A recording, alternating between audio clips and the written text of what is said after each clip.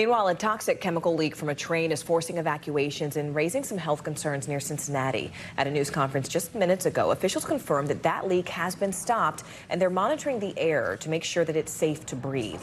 Fire trucks have been dousing the train car to keep it from exploding. You can smell it. I mean, it is just nasty smelling. Take a look at that flammable gas spewing into the air yesterday. We are told the chemical is styrene. The CDC says styrene can cause breathing problems and headaches, and long-term exposure to that chemical has been linked to cancer. And NBC News correspondent Maggie Vespa joins us now. So, Maggie, officials just gave an update there during that news conference. They were actually confronted by some residents who are really concerned about their health. What did you learn?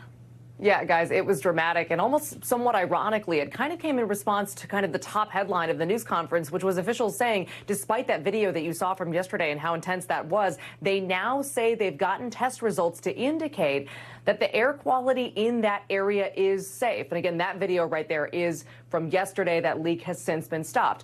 So that kind of sparked this two-pronged backlash of people saying, okay, well, number one, if it's safe, why can't we go home?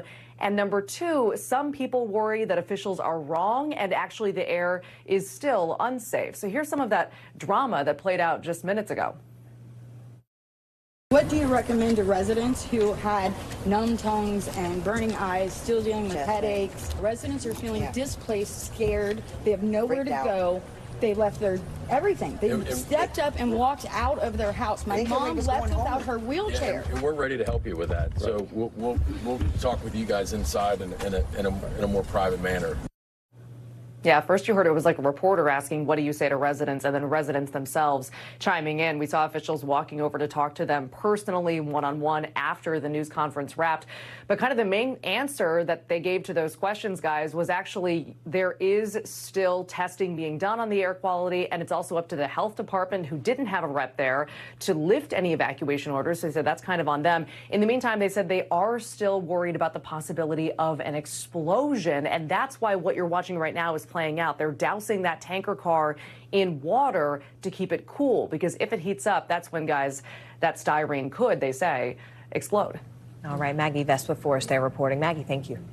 Thanks for watching. Stay updated about breaking news and top stories on the NBC News app or follow us on social media.